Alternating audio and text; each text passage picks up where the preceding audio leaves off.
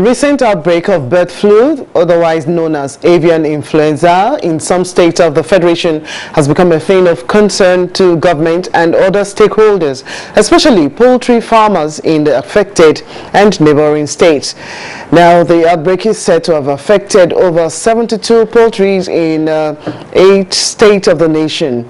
The disease is presently in 20 local governments areas, with birds in hundreds of thousands killed, and that's since the recent outbreak. Now, while over 1,900 eggs have been destroyed so far. Now, the bird flu is a disease caused by a strain of influenza virus that primarily affects birds. As a matter of fact, the virus was first detected in 1996 in China. Well, there are other strains that have been seen, but this new strain of bird flu arose that so that it's remarkable for its ability to cause severe disease and also death, especially in domesticated birds. This strain has, however, been detected in humans in several countries across the globe. Now, what is the procedure to actually diagnose the virus, and how do we have the fear, or well, it's already palpable that the virus can actually spread via human to human? Well, we'll be finding out from the experts as they join us on the program. And the means of transmission from this bird to humans in the present instance, and how can we get the birds treated, even the humans who could have infected? What symptoms to watch out for? Well, all this will be finding out in the course of the program. Welcome to Nigeria Today. My name is Blessing Abu. We'll be joining our guests in a short while.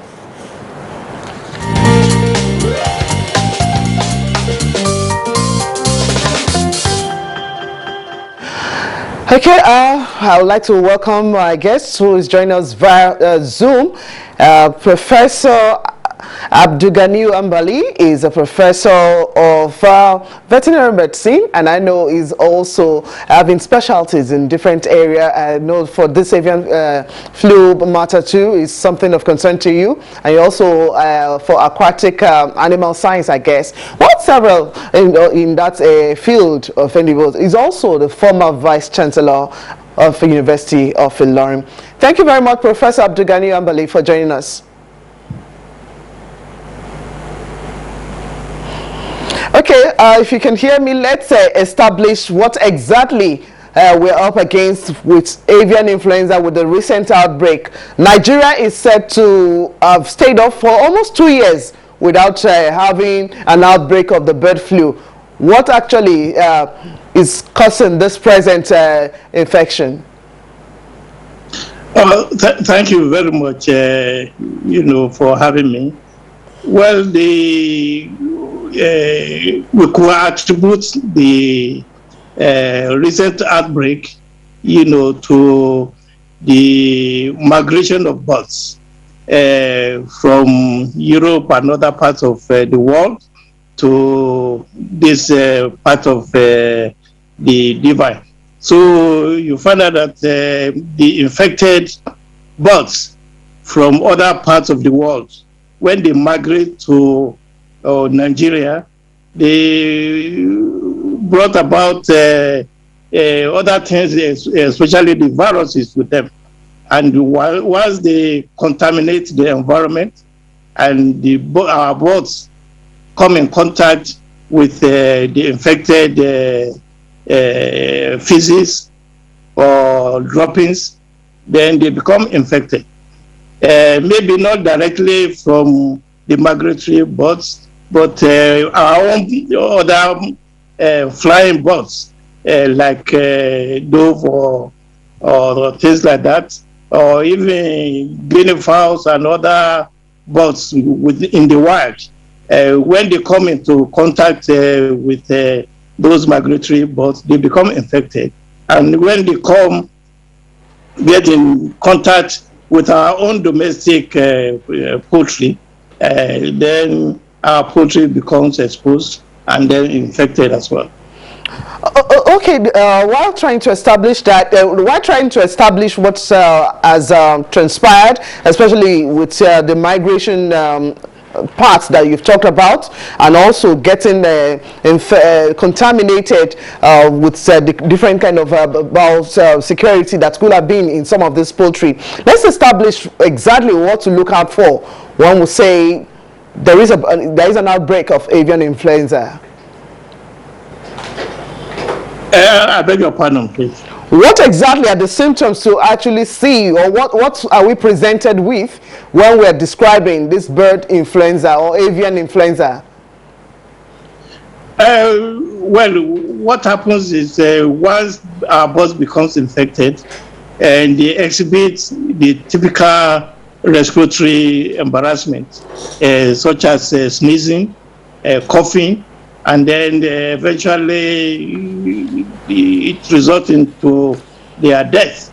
And then, by the time more and more in the flock becomes exposed and infected, we get a high mortality, resulting from such exposure. Okay. All right, Professor Ambali, I'll get back to you because I'm being joined in the studio by another colleague of yours, of course, that is in the industry now, that's in the sector.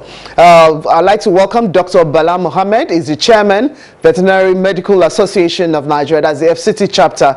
Doctor, welcome to the program. Thank you so much for having me. Okay, yes, we're just establishing what could have transpired with Professor Ambali. It's said that for almost 2 years running, Nigeria had not recorded any outbreak for the bird flu. But here we are, between January and now, hundreds of, there are thousands, definitely, of birds have been infected, even eggs destroyed. And there are palpable worries for those of you in the sector on what possible situation could be on our hand, especially just rising, we're still in the course of the pandemic, the coronavirus pandemic, and we're looking at issue of bird to human transmission and human to human transmission. Tell us what we're up against. Thank you so much for that question. I think we actually lost it when we had that gap and we let the guard, and there is a kind of resurgence of the infection.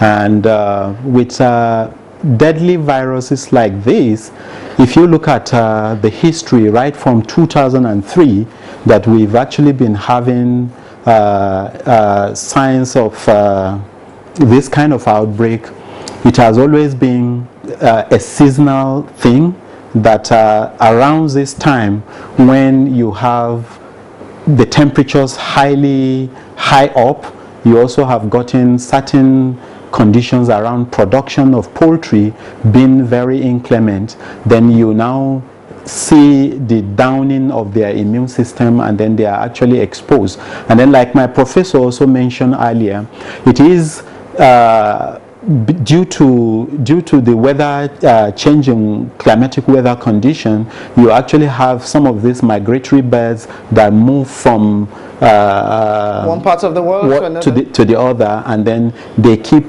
Most of them are actually carriers, but some of the domestic birds that we have can easily be infected, and then they will die. So I suppose we did a very nice job at the outbreak in 2006, 2007, where the country put its veterinary services together, and then with the support from international donor agencies, we were able to carry out a very good job in containing the virus. But ever since this funds from World Bank and from other donor agencies dwindled, we haven't been able to put resources together in confronting the scourge of highly pathogenic avian influenza in our country. And I think it's a shame that it is also worrisome that is happening now that we are also down with the coronavirus infection in man. Okay, while you've already pointed out that shameful aspect of not being able to do something beyond what was done for us or with us in the past, the growing concerns will now be what to do to encourage farmers to actually look into other area of biosecurity measures. And you veterinaries are on ground, definitely you need to do something different, even if help is not coming from the west or east or wherever. But what do we need to do to quickly encourage other aspects of biosecurity for poultry farmers? Biosecurity, like you rightly mentioned, is one of the non-pharmaceutical approaches to dealing with this infection. And then let me also remind us again that avian influenza, with high capability of jumping the bird species to human species, particularly with the H5N1 and then the H5N8 that we have actually diagnosed in Nigeria. These are new strains. Exactly. And we've been dealing with them, and then the fears are always that they are going to jump the bird species to human species, and then which has actually been established in other countries in Asia. Now the risky thing is that the moment it adapts the human species and it's been spread between man and man, that is the very dangerous and devastating situation. So for every student of public health, what we should always look out for is to see how we can contain this in the animals. It is very easy and possible that we carry out a ring activities around those farms that have actually been infected.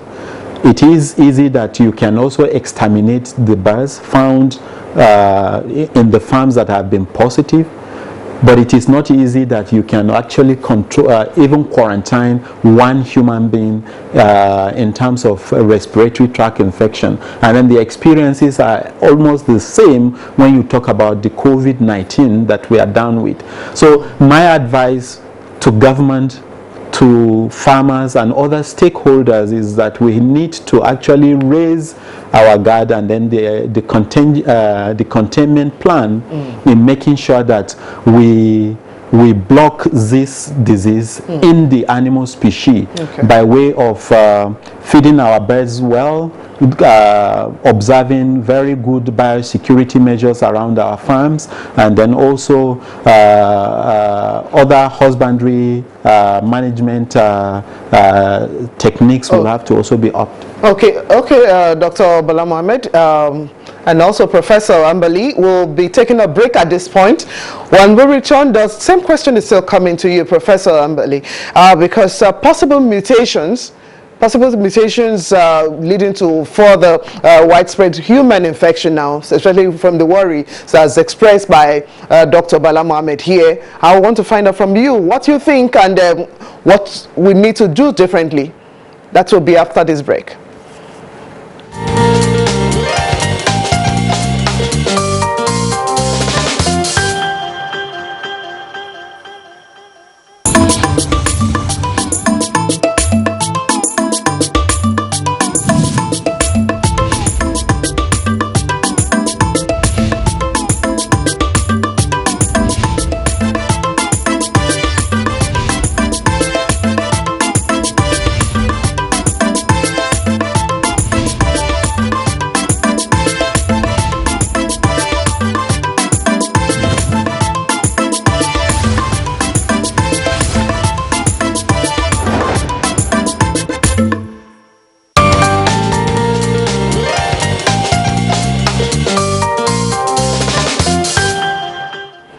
Thank you very much for staying tuned to the program Nigeria Today, and we're taking a look at the outbreak of bird flu in Nigeria.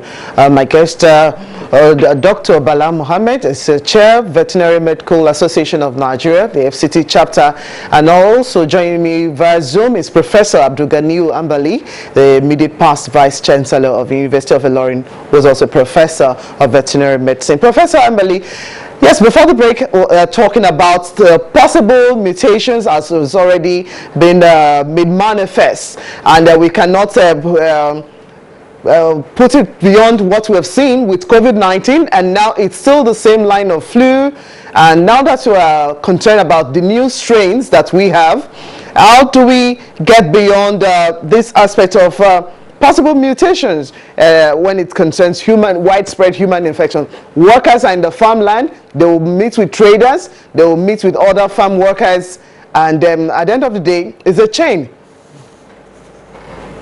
Yeah, thank you very much. I think what we need to do is to make close monitoring of our migratory birth points, where they come into the country, and then we continue to monitor around the vicinity. Take samples, and then try to isolate the virus, and then probably type to identify the strain that is coming in. In addition to that, we have to also monitor the farm workers because they are the first point of infection when it comes to humans. And we need to take samples from them, try and isolate the virus that, if at all they have, and then monitor closely, the strain that they are infected with. And so that we can now put in place proper isolation and other control measures in both humans and birds. Once the birds are infected, of course, the present system where we just go in and depopulate the birds, it should continue. And but for the humans, we just continue to monitor them as well, so that if we identify anybody that is infected, then we try and isolate and then put in symptomatic treatment and see how we can curtail the spread within the population. Okay, you talked about depopulating the birds, and well, I could know, yes, maybe take time to explain what this depopulation mean and who should take responsibility for these birds depopulation. Thank you. By depopulation, that means once a flock is identified to be infected, then we kill all the birds in the flock. And then the birds within the vicinity that we suspect they must have been exposed, we monitor them.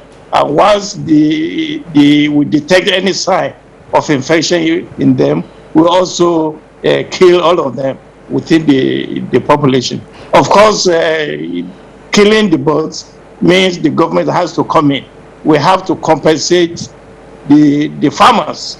Otherwise, there will be, no farmer will come out to tell the government that his bird is infected because he doesn't want to lose money. But once there is a possibility or there is something in place where farmers can be compensated with their birds, then there will be free flow of information from farmers to the veterinarians. Of course, monitoring of birds is also something we can put in place by the government. Compulsory monitoring, that is, the vet should be given the chance to be able to go into a population in a flock, take samples, and then screen them if they identify whether they have something or not. Okay, Professor and Dr. Bala Mohammed, both of you still answer this question, and I'm glad you talked about what government need to do, especially for vets to follow up in some of those large farms. And even we know that we have some households or families who do just by the corner poultry, and you cannot put it past them. And good enough, I'm sure both of you are from the south, okay, no, Bala Mohammed, definitely, I don't know where you're from, but to Professor Ambali's name, I know is from the southwest. You know the issue of what the Yoruba will call the collie, that's the birds now, it's about this period, they start stretching, all because of the flu, and the next thing people say, instead of letting them to waste away like that, they quickly take them to the slaughter. So in containing and also curbing the excesses of some of these health hazards through some of these strains, which is very important for us to actually follow up with what you have pointed out. So in doing that, what other reassurance can we get to the farmers to actually come forward with such information when this when we have such an outbreak moving on in the numbers as we have seen in almost 8 states? Well, Dr. Obala, let's hear from you first. Thank you. I think public awareness and then letting the people know that all we do in terms of not allowing them get away with these diseases the way they want has to do with their health. And it is very important that we use medium, and I'm grateful to the media like the NTA on what you have been doing in making sure that the public is being educated about the dangers of these diseases.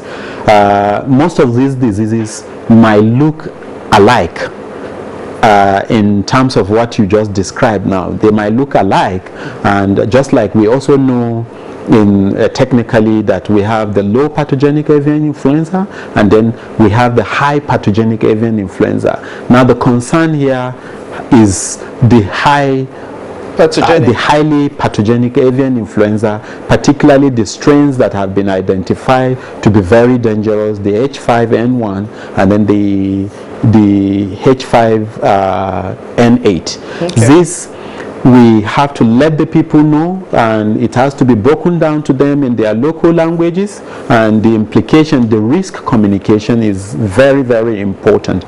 We are not saying they should not eat poultry products. In fact, that is about the best source of protein that we have in the country today, eggs and the chicken. But what we are saying is that the government will have to step in here to taking responsibility in safeguarding the health of our people by way of active surveillance. We have to go after the disease, active disease search, where the farmers are, actively being, the birds are actively being monitored, like my teacher just mentioned, to making sure that we nib the infection in the bud. Once there is an outbreak on a farm, then we should be able to activate that containment and the containment plan by way of depopulating, in terms of you call the birds and then you disinfect thoroughly, you rest the house, and you follow up with compensation. Compensation here is very key. If you want the farmers to actually share information about some of this deadly infection, there has to be an incentive, and then the incentive here will have to be that they are compensated so that they can come back to production, and then the means of livelihood will be guaranteed. Okay, now let your teacher say the final word here. Okay, Professor Abdulgani Ambali, of course, disinfection is already what you have talked about, and likewise Dr. Bala Mohammed here. For the government to actually step into this area to actually assist, what more would you like to see, and what other concern would you like to chip in before we look out for the way forward, especially when we're trying to actually get on with food security through that means? Yeah, thank you very much. I think there is a need for confidence building, to the farmers. The farmers need to be convinced that they will be protected, by the government once something happens to their farm. And then we need also to encourage companies to start manufacturing of feed. We need feed ingredients to be manufactured in the country. And then other grains that are being imported should be discouraged, because we may be importing infected grains as well. So that by the time we process such grains for the birds, they become infected. So there is a need to encourage crop farmers to embark on the grain production, especially maize, which is the major ingredient for poultry farmers. Also, there is a need for the farmers to continue to be educated, by the professionals, and then for them to be convinced that either the vets or other bodies or representing the government are their friends, and they are there to protect their wealth, which is their investment in the industry, and as well protect the population of Nigerians, both those working in the farm and those outside the farm, like me and you, that we just go to the poultry market and purchase birds. So we need to protect everybody. Okay, everyone's protection is needed for food security, definitely. Professor of Veterinary Medicine, Abdulgani Ambali, immediate past Vice Chancellor, University of London. Thank you very much for your time and insight on the program Nigeria Today. Yeah. We also like to appreciate Dr. Bala Mohammed. She's the Veterinary Medical Association of Nigeria Chair for the FCT. Well, thank you so much for joining us on the program. Thank you for having me. Thank you. Yes, Nigeria Today is live at 7:30 in the evening every weekday. You can watch this edition as well as other editions online at youtube.com/NTA News 24 Hub. My name is Blessing Abu. Thank you for watching.